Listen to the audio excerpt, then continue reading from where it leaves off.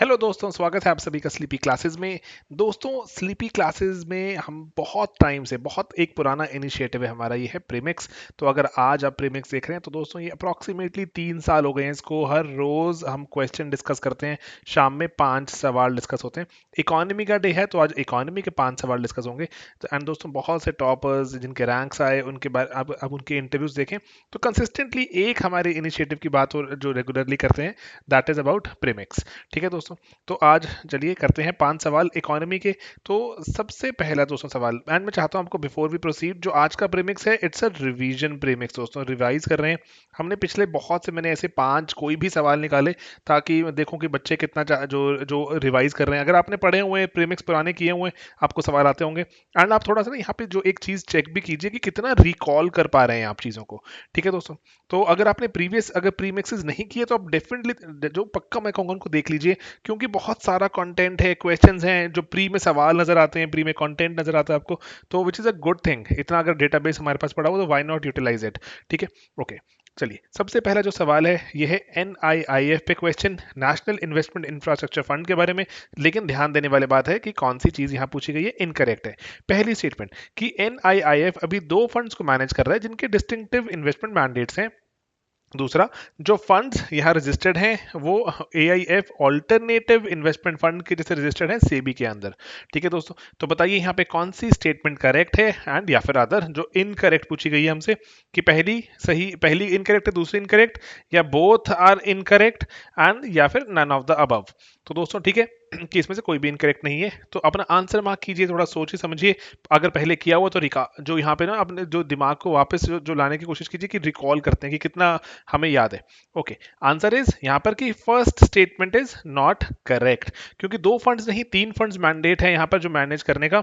NIIF news में इसलिए भी था क्योंकि ADB है, एशियन डेवलपमेंट बैंक, उसने भी पैसा लगा दिया है। एंड अप्रॉक्सीमेटली $1 बिलियन के आसपास यहाँ पर पैसा भी जो मैनेज करने के पास आ गया है। हमारे इंफ्रास्ट्रक्चर में पैसा लगेगा। इसके बियॉन्ड अगर ADB एशियन डेवलपमेंट बैंक है, उसके पहले Asian infrastructure investment bank and government of India, ये भी यहाँ पर इन्वेस्टर हैं। एंड जो अगर जो फंड ऑफ फंड्स है, देखो फंड ऑफ फंड्स ना, जैसे 3 फंड्स हैं उसमें से जो NIIF का जो फंड है, तो उसमें अगर देखें इसको, जिसको इस्टेब्लिश 2018 में किया गया था। अगर NIIF की बात करूं मैं, वो 2015 में ये आइडिया फ्लोट हुआ था कि चलिए ऐसा एक फंड बनाएं। सरकार ने पैसा डालना शुरू किया, सरकार ने पैसा डाला, उसके बाद अब इंक्रीजिंगली बाहर के लोग भी आके पैसा डालते जा रहे हैं। तो एक मास्टर फंड, एक जो बहुत बड़ा फंड बनाने की जो क्रिएशन करने की बात है, तो मैं आपको बताऊंगा भी कौन से 3 फंड्स हैं। तो एंड अकॉर्डिंगली जो उनके तीनों के डिफरेंट मैंडेट्स हैं उसमें चाहते हैं पैसा लगाना, ताकि जो हमारे देश में जो प्राइवेट इक्विटी फंड मैनेजर्स हैं जो चाह रहे हैं ऐसे प्रोजेक्ट्स को जो कि चाहे रुके हुए हैं या फिर नए सिरे से बनाने, उनको हम जो एक बड़े स्केल पर लेके चलें, पूरी दुनिया में हमारे भारत के प्रोजेक्ट चलें, ऐसे जो इतना स्केलेबिलिटी की बात हो रही है यहाँ पर। ठीक है दोस्तों, तो NIIF अदरवाइज तो भारत का पहला सोवरन वेल्थ फंड था एंड 2015 में इसका गठन किया गया था। ओके दोस्तों, यहाँ पे जो 3 फंड्स हैं NIIF के अंडर, तीनों के डिस्टिंक्ट मैंडेट हैं। ऑल्टरनेटिव इन्वेस्टमेंट फंड एक कैटेगरी होती है फंड्स की, जिसको कैटेगरी 2 भी में भी क्लासिफाई किया गया वैसे, तो सेबी के अंडर यहाँ पर ये कैटेगराइज है जो हमारा पूरा NIIF ऑल्टरनेटिव इन्वेस्टमेंट फंड। ये सवाल पूछा जा चुका है और हम इस पर जिक्र पहले भी कर चुके हैं। ओके, पहला जो फंड है जो NIIF के अंदर, वो है मास्टर फंड कहलाता है। वो बहुत से ऐसे सेक्टोरल प्लेटफॉर्म चाहता है बनाना जो कोर इंफ्रास्ट्रक्चर से डील करेंगे, जो बड़े बड़े प्लेटफॉर्म्स, ताकि आगे जो जो जो अगर जैसे हमें कोई प्रोजेक्ट चलाना है, लेट्स से अगर रोड्स का या फिर हमें जो डेडिकेटेड रेलवे के कॉरिडोर्स का, तो उनके ऐसे प्लेटफॉर्म्स हों जहां पे आप उनके बारे में आपके चाहे तो यहाँ फंड्स पूल होने शुरू हो जाएं, फाइनेंशियल पार्टनर्स आ जाएं, या फिर ऐसा हो कि जो बिल्डर्स हैं वो इकट्ठे होने शुरू हो जाएं। ठीक है दोस्तों, देन है फंड ऑफ फंड्स, जिसमें इन्वेस्टमेंट अभी आई है, जिसकी बात हुई है अभी। ये है थर्ड पार्टी मैनेजर्स की बात हो रही है, जो उनको वहां पे इन्वेस्ट, जो रिप्यूटेड है एंड जो उनको अगर पैसा प्रोवाइड किया जाए ताकि इंफ्रास्ट्रक्चर डेवलप हो। एंड देन यहाँ पर जो जो तीसरा फंड है that is called strategic fund, इसमें डायरेक्टली एसेट्स और प्रोजेक्ट्स में पैसा लगाया जाता है।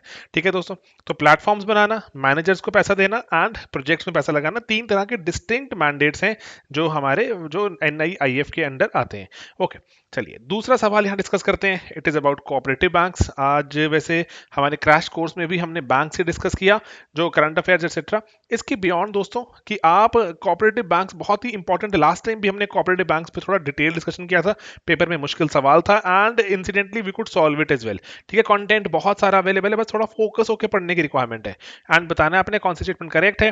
पहला, जो अर्बन कोऑपरेटिव बैंक्स हैं ये ज्यादा है compare to rural cooperative banks, number. ठीक है, देन दूसरा, अगर हम रूरल कोऑपरेटिव बैंक्स की बात करें तो वो टोटल एसेट साइज का 65% के आसपास कॉन्स्टिट्यूट करते हैं। ठीक है, क्या ये बात सही है या गलत? ठीक है, दोनों स्टेटमेंट्स में आप डिफरेंस फील कर पा रहे हैं कि नंबर की बात हो रही है, ये असेट में कंट्रीब्यूशन की, टोटल एसेट साइज देखें तो रूरल का ज्यादा। ओके, तो कौन सी स्टेटमेंट है यहाँ पे करेक्ट? ठीक है दोस्तों, एंड राइट आंसर इज यहाँ पर कि सिर्फ सेकंड करेक्ट है। अगर हम जो नंबर्स की बात करें तो नंबर्स में आपको मैं दिखाता हूँ। तो अभी रिसेंटली क्योंकि वही था कि यहाँ दिक्कत चल रही थी बहुत, जो कोऑपरेटिव बैंक्स की जो मैनेजमेंट की बात रहती है एंड जो उनकी परफॉर्मेंस की, वो हमेशा हमेशा ही जो क्वेश्चनेबल रहती है, और उस क्योंकि डुअल रेगुलेशन की बात हो रही है तो रिसेंटली सरकार ने आरबीआई के अंडर डाल दिया इनकी सुपरविजन, ऑर्डिनेंस भी आया था देन उसके बाद। एंड उसके बाद अगर देखें, जो अभी जो अर्बन एंड जो मल्टी स्टेट कोऑपरेटिव बैंक्स हैं ये दोनों आरबीआई के सुपरविजन में आ गए हैं। जो रूरल कोऑपरेटिव हैं ये अभी भी, एंड जो पीएससीज हैं जो प्राइमरी एग्रीकल्चर क्रेडिट सोसाइटीज, वो अभी भी बाहर हैं purview of banking regulation act. ठीक है, तो ये अभी भी आरबीआई के दायरे में नहीं आती एज सच, क्योंकि आरबीआई इनको सिर्फ ब्रॉडर तरह से कि क्या जो ब्रॉडर गाइडलाइंस है फॉलो हो रही है, जो डे टू डे ऑपरेशन अभी भी नहीं जो आरबीआई की इस पर चेक लगा पाता। एंड आरबीआई कौन देखता है? ये रजिस्टर जो रजिस्ट्रार ऑफ सोसाइटीज हैं यही इनको देखते हैं। ओके, देन दोस्तों यहाँ पर अगर देखें कोऑपरेटिव बैंक्स हैं दो तरह से कैटेगराइज होते हैं, urban cooperative, rural cooperative. And then उसके बाद यूसीबीज की अगर हम बात करें तो वो जो यूसीबीज जो अर्बन कोऑपरेटिव है हमारे, एंड उसके बाद जो स्टेट कोऑपरेटिव बैंक्स एक्सेट्रा, जो डिस्ट्रिक्ट कोऑपरेटिव, ये रजिस्टर्ड कहाँ रहते हैं? कोऑपरेटिव सोसाइटी एक्ट के अंदर। ठीक है, एंड और उसके बाद अगर मल्टी स्टेट है तो multi state cooperative society act के अंदर रहते हैं। एंड जो बैंकिंग लॉज को अमेंड किया गया था ताकि जो कोऑपरेटिव बैंक्स को भी हम जो दायरे में ला पाएं एंड अकॉर्डिंगली देख पाएं कि जो रेगुलेशन सही से रह पाए, तो इसीलिए 1966 में इसको रेगुलेशन के दायरे में लाया गया था। लेकिन स्टिल अ लॉन्ग जो अभी जर्नी स्टिल अवेट्स। एंड क्योंकि अभी जो अगर जो कोऑपरेटिव बैंक्स की अगर आप बात करें तो डुअल रेगुलेशन की बात ही हमेशा रहती है। आरबीआई जो है वो प्रूडेंशियल नॉर्म्स, कैपिटल रिक्वायरमेंट्स ये देखता है, जो रजिस्ट्रार ऑफ कोऑपरेटिव सोसाइटी है वो इनकॉर्पोरेशन मैनेजमेंट की कॉन्स्टिट्यूशन, ऑडिटिंग एंड ये सब देखता है। लेकिन अभी इंक्रीजिंगली आरबीआई को ये सभी रोल्स दे दिए जा रहे हैं एंड जो लॉज पास किए जा रहे हैं। एंड देन इसीलिए जो रिसेंट अमेंडमेंट्स हुई हैं उसमें UCBs and multi state cooperative तो आ गए हैं आरबीआई के दायरे में, लेकिन अभी जो रूरल अभी भी बाकी बाहर रह गए हैं। ओके, तो इनका जो गवर्निंग स्ट्रक्चर, जो थोड़ा गवर्नेंस स्ट्रक्चर थोड़ा पुअर रहता है रूरल का, इसी कारण से बहुत सारे एनपीएज रहते हैं, बार बार फ्रॉड्स एक्सेट्रा की यहाँ पे न्यूज आती रहती हैं। ठीक है, तो ओवरऑल अगर आप देखें तो जो जो कोऑपरेटिव बैंक्स में अर्बन देखें तो 1,500 के आसपास है, रूरल कोऑपरेटिव नंबर में बहुत ज़्यादा है। एंड असेट साइज 65% है, यहाँ पे 35% है असेट साइज भी देखें, टोटल कंट्रीब्यूशन। एंड रूरल का अगर आप फर्दर बाइफर्केशन देखें तो 51% के आसपास जो डिस्ट्रिक्ट कोऑपरेटिव बैंक्स हैं जो रूरल में। तो ये जो ओवरऑल आपको एक स्ट्रक्चर प्रेजेंट करता है, बताता है कि कैसे हमारा डिवाइडेड है पूरा एक तो बैंकिंग स्ट्रक्चर। एंड देन उसके बाद आगे फर्दर कंट्रीब्यूशन कहां से आ रही हैं, कितने किसकी ब्रांचेस हैं, जो पीएससीएज हैं, प्राइमरी एग्रीकल्चरल क्रेडिट सोसाइटीज, 95,000 ये नंबर है। एंड अगर आप देखें तो 24% के आसपास टोटल ऑफ रूरल कंट्रीब्यूट करती हैं। रूरल 65% है और अगर आप देखें उसका उसका भी 24% के आसपास तो ये कंट्रीब्यूट करते हैं। तो आप लगा के चलिए अप्रॉक्सीमेटली 18-19% के आसपास ऑफ टोटल पीएससीएस के पास रहता है। एंड ये अभी भी हमारे बैंकिंग रेगुलेशन एक्ट में आरबीआई के तहत नहीं आते। ओके, ठीक है दोस्तों, जो थर्ड है अबाउट एफआरपी, ये क्वेश्चन बहुत ज़्यादा इंपॉर्टेंट है क्योंकि इस बार एमएसपी, एफआरपी एक्सेट्रा न्यूज़ में थे बहुत ज़्यादा। इस प्लीज़ थोड़ा ज़्यादा थोड़ा ना आप रिसर्च अपने लेवल पे भी कीजिएगा। ओके, एफआरपी भी शुगर केन की बात करें तो ये सीएससीपी के साथ ही डिसाइड किया जाता है, मतलब सीएससीपी ही रिकमेंड करता है, क्योंकि सीएससीपी अगर एमएसपी रिकमेंड कर रहा है तो क्या ये एफआरपी भी रिकमेंड करता है, ये बात जाननी जरूरी। ओके, देन जो price of sugar is also announced along with the FRP. जो एफआरपी है दोस्तों वो शुगर केन के लिए है, केन की प्राइसिंग है, लेकिन शुगर की प्राइसिंग क्या वो भी साथ साथ आ जाती है एफआरपी जब अनाउंस होती है। ठीक है, तो आपने बताना है यहाँ पर कौन सी स्टेटमेंट्स हैं करेक्ट। ठीक है दोस्तों, एंड यहाँ पर सिर्फ पहली ही स्टेटमेंट करेक्ट है एंड जो दूसरी स्टेटमेंट है दैट इज नॉट करेक्ट, जो एफआरपी के साथ नहीं अनाउंस होती प्राइस ऑफ शुगर।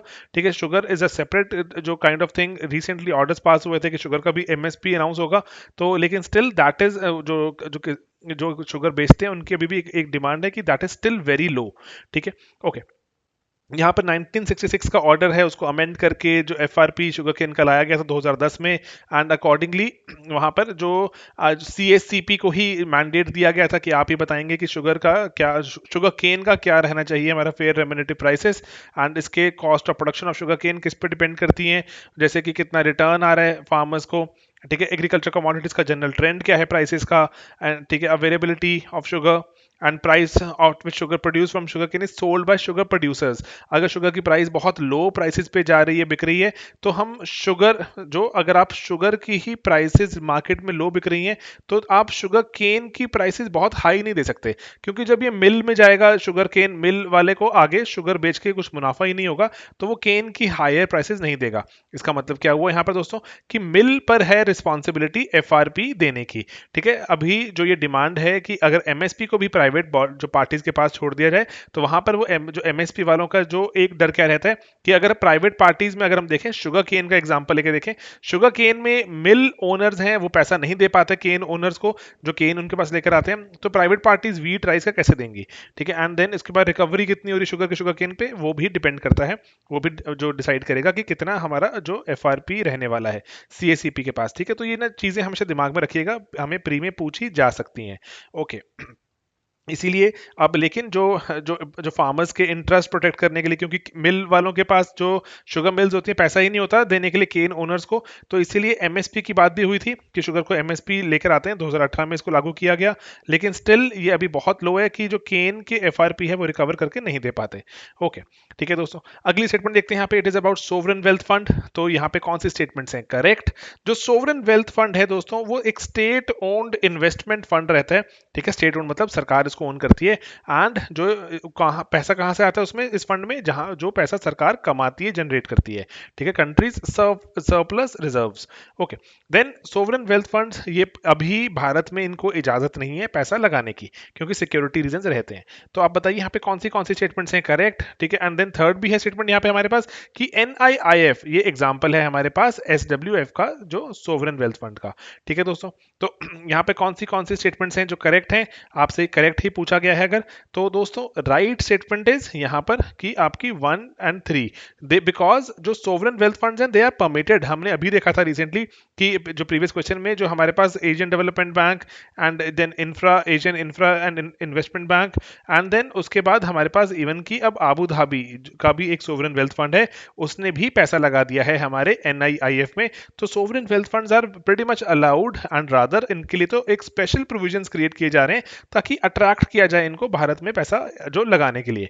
ठीक है, तो भारत जो अगर देखें तो सोवरेन वेल्थ फंड क्या रहता है कि स्टेट ओन्ड इन्वेस्टमेंट फंड्स होते हैं दोस्तों, बहुत अमीर कंट्रीज हैं फॉर एग्जांपल जिनके पास ऑयल बहुत प्रोड्यूस करते हैं, तो उनके पास हमेशा ही कैश एक्सेट्रा बहुत एक्स्ट्रा रहता है। नॉर्वे हो गया आपका, स्वीडन हो गया, तो अब ये क्या करते हैं, ये अपना एक फंड बना लेते हैं, और ये फंड बनाकर दुनिया भर के प्रोजेक्ट्स में इन्वेस्ट करते हैं, ताकि इनका पैसा पड़ा पड़ा ऐसे स्टेगनेंट रहा रहे और ग्रो करे। बाकी कंट्रीज को फायदा हो जाता है, बाकी कंट्रीज को पैसा मिल जाता है अपनी इन्वेस्टमेंट के लिए, इनके पैसे को क्या होता है मल्टीप्लिकेशन मिल जाती है, इन्वेस्टमेंट अपॉर्चुनिटी मिल जाती है। ठीक है, गेटिंग इट। तो इसीलिए जो गवर्नमेंट अगर कोई प्राइवेटाइज भी करती है कुछ फॉरेन करेंसी में, कुछ अगर पैसा कमा लिया आपने, सस्ते में फॉरेन करेंसी ली थी, उसकी वैल्यू बढ़ गई, तो ऐसे बहुत सारी चीजों से आपके पास सरप्लस क्रिएट हो सकते हैं। तो भारत ने भी अपना एक जो पहला सोवरेन वेल्थ फंड बनाया था एनआईआईएफ, ठीक है, कैटेगरी 2 ऑल्टरनेटिव इन्वेस्टमेंट फंड, मैंने आपको बताया था सेबी इसको ऐसे कैटेगराइज करता है। एंड देन ये जो एनआईआईएफ भी है लॉन्ग टर्म कैपिटल प्रोवाइड करता है इंफ्रा प्रोजेक्ट्स को। रिसेंटली सीबीडीटी ने, जो इनकम टैक्स की जो हमारी अथॉरिटी रहती है, उन्होंने ये आबू धाबी के ही जो एक सोवरेन वेल्थ फंड को इजाजत दे दी है कि आप भारत में इन्वेस्ट तो करेंगे ही, आपको यहाँ पर जो भी आप कमाएंगे उससे आपको डिविडेंड हो, चाहे इंटरेस्ट हो, चाहे लॉन्ग टर्म कैपिटल गेन, कोई टैक्स नहीं चुकाना। ठीक है, क्योंकि हम चाहते हैं लुक्रेटिव बनाना कि मैक्सिमम लोग हमारे पास आए, इन्वेस्ट करें। ठीक है, यूपीएससी जैसे पूछता रहता है कौन सा सेक्शन में किया गया, तो इनकम टैक्स एक्ट में ही ये क्लॉज डाला गया है कि अगर जो सोवरेन वेल्थ फंड है ये वाला अबू धाबी वाला, इसको अभी यहाँ पे टैक्स की एग्जम्पशन है, और 2024 तक ये टैक्स की एग्जम्पन रहेगी। टैक्स फिल करना होगा, सब कुछ करना होगा, टैक्स की रिटर्न फिल करनी होगी, लेकिन टैक्स अमाउंट नहीं पे करनी कुछ। Getting it. तो it's a very good thing to attract foreign players. Okay, then दोस्तों आज का आखिरी सवाल करते हैं, it is about exchange traded funds. तो ईटीएफ के रिगार्डिंग कौन सी स्टेटमेंट यहाँ सही है। जो ईटीएफ रहता है, ये इसमें भी कुछ सिक्योरिटीज ही रहती हैं, बास्केट ऑफ सिक्योरिटीज हैं, जो कि एक्सचेंज पर एक स्टॉक के जैसे ही जो ट्रेड की जा सकती हैं। दूसरा, ईटीएफ की प्राइसेस हैं लेकिन फ्लक्चुएट नहीं होती पूरा दिन जैसे म्यूचुअल फंड की, एंड देन इसके क्योंकि ये पूरे दिन में सिर्फ एक ही बार जो जो ट्रेड करता है जब मार्केट बंद होती है। ठीक है दोस्तों, तो आप बताना है आपने यहाँ पे कौन सी स्टेटमेंट है यहाँ पर करेक्ट। ऑलराइट, पहली, दूसरी, बोथ या कोई भी यहाँ पर करेक्ट नहीं है। ऑलराइट, तो दोस्तों यहाँ पर राइट आंसर इज पहला ही करेक्ट है, क्योंकि ये ट्रेड किया जा सकता है ईटीएफ जैसे आपका नॉर्मल शेयर स्टॉक ट्रेड होता है वैसे पूरा दिन भर ट्रेड हो सकता है, प्राइसेस ऊपर नीचे होती हैं, फ्लक्चुएट भी हो सकती हैं। एंड अगर ईटीएफ की बात करें तो ये इसी में वही है, कलेक्शन ऑफ सिक्योरिटीज है। जैसे आपने बना दिया कि मैं सारे इंफ्रास्ट्रक्चर के जितने भी शेयर है मार्केट में उनको मैं शेयर्स को इकट्ठा करके गुच्छा बनाकर एक वहां पर एक ईटीएफ क्रिएट कर दिया। ठीक है, जिसको ओवरऑल देखें आपने फंड क्रिएट कर दिया उसके बाद, क्योंकि अगर बहुत मान लीजिए कि 15 कंपनीज थी जो कि इंफ्रास्ट्रक्चर प्रोजेक्ट्स में डील करती हैं, उन 15 के 15 का मैं आम इंसान हूं, मैं शेयर नहीं खरीद सकता। लेकिन इसको अगर कोई इकट्ठा कर दे और जैसे बहुत सारे लोग पैसा कंट्रीब्यूट करें एंड देन इन 15 कंपनीज के शेयर खरीद लें अगर हम मिल बांट कर, ठीक है, तो कुछ कुछ हिस्सा मिल जाएगा मुझे इसका, तो ये ईटीएफ बन गया। एक तरह का म्यूचुअल फंड ही होता है, लेकिन अगेन ये एक इंडेक्स के जैसे नजर आता है कि आपने अच्छा ये इंफ्रा को ट्रैक कर रहा है, ये पूरे के पूरे स्टॉक एक्सचेंज को ट्रैक कर रहा है जिसमें स्टॉक एक्सचेंज में ट्रेड होने वाले हर एक स्टॉक की आपको जो एक ओनरशिप नजर आएगी। एंड जैसे एक्सचेंज में आपको दिखता है कि इतने सारे स्टॉक्स रहते हैं, ऐसे ही आप ईटीएफ भी क्रिएट कर सकते हैं। लोगों ने पैसा कंट्रीब्यूट किया हुआ है पूरे के पूरे, आपने एक्सचेंज में जितना भी जैसे हो सकता है, जैसे आपका सेंसेक्स होता है, सेंसेक्स में दोस्तों आपको पता है कि सेंसेक्स में देर आर 30 जो स्टॉक्स, तो मैं इन 30 स्टॉक्स को खरीद लूं, लोगों ने पैसा कंट्रीब्यूट किया हुआ उसे खरीद लूं, तो जैसे सेंसेक्स ऊपर जाएगा मेरा ईटीएफ ऊपर जाएगा, सेंसेक्स नीचे आएगा ईटीएफ नीचे आएगा, बिल्कुल रेप्लिकेट कर दूंगा मैं। ठीक है, तो इसीलिए काफी सिमिलर रहते हैं म्यूचुअल फंड्स के जैसे। एंड लेकिन ये दे trade through out the day, ठीक है, पूरे दिन ट्रेडिंग होती है इनकी। एंड देन उसके बाद अगर यहाँ बात करें हम तो मार्केट की इसलिए जो इनकी जो फ्लक्चुएशन भी रहती है, म्यूचुअल फंड जो दिन के अंत में ही ट्रेड होता है इसलिए इनकी फ्लक्चुएशन थोड़ी कम होती है। इसमें आप स्टॉक्स, कमोडिटीज, बॉन्ड्स कुछ भी डाल सकते हैं, अकॉर्डिंगली बना सकते हैं। इनकी जो ब्रोकरेज की जो एक्सपेंस रेशो भी लो रहता है एंड कॉस्ट इफेक्टिव मीडियम है। And then Bharat bond ETF, Bharat सरकार ने भी जो पब्लिक सेक्टर अंडरटेकिंग्स हैं, वो जो अच्छी पब्लिक सेक्टर अंडरटेकिंग्स हैं, सरकारी कंपनियां, उस पर भी बेस्ड एक ईटीएफ बनाया जिसको नाम दिया गया भारत बॉन्ड ईटीएफ, पीएसयूज में अच्छे वाली कंपनीज का। ठीक है, तो एंड पहले इसका जो पहला एक वर्जन आया था फर्स्ट ट्रांच, अभी सेकंड ट्रांच भी लास्ट ईयर आ गई थी। एंड उसमें 5 साल और 12 साल दो अवधि वाले वहां पर आपके ईटीएफ से जिनकी मेच्योरिटी ऑप्शन थी। लेकिन अभी इसलिए लोगों का पैसा थोड़ा सा जो कॉन्फिडेंस जीतने के लिए अभी सिर्फ टॉप वाली जो हमारी पब्लिक सेक्टर कंपनीज है जिनके बॉन्ड्स की रेटिंग ट्रिपल ए है, उन्हीं में पैसा इन्वेस्ट किया जा रहा है। ठीक है दोस्तों, तो ये कुछ 5 सवाल थे हमारे पास आज दोस्तों। सवाल और बहुत सारे कॉन्सेप्ट्स पढ़ते रहिए एंड प्रीलिम्स 2021 बहुत दूर नहीं है, रिवाइज करते रहिए। मैं आपको फिर से बताता हूं, अगर देखिए आप हमारे किसी पेड मॉड्यूल का पार्ट है तब तो बहुत ही बढ़िया, हम बहुत सारी चीजें आपको चाहते हैं रिवाइज करवाना, चाहे आप हमारे क्रैश का पार्ट हो, चाहे आप टेस्ट सीरीज का पार्ट हो। ठीक है दोस्तों, तो वहां पर हमने जो जैसे अगर मैंने कहीं प्री क्योर में आपको कुछ पढ़ाया या मैंने प्री मिक्स में कुछ कॉन्सेप्ट कराया, तो मैं चाहता हूं कि मैं वो भी अपने क्रैश में शामिल कर दूं ताकि बच्चों का मिस ना हो। लेकिन दोस्तों अगेन आई रिपीट कि अगर आप इनका पार्ट नहीं है, जो क्रैश कोर्स एक्सेट्रा का पार्ट नहीं है, तो प्लीज हमारे जितने भी जो ये पुराने प्रीमिक्स या फिर प्री क्योर पढ़े हुए हैं, इसमें बहुत सारी चीजें हैं अभी भी बहुत ज्यादा रेलिवेंट हैं, सवाल पूछे नहीं गए हैं, मुश्किल और अच्छे और बहुत ही रेलिवेंट क्वेश्चंस हैं। एंड यूपीएससी लेवल के क्वेश्चन मैं आपको खुद से बता सकता हूं।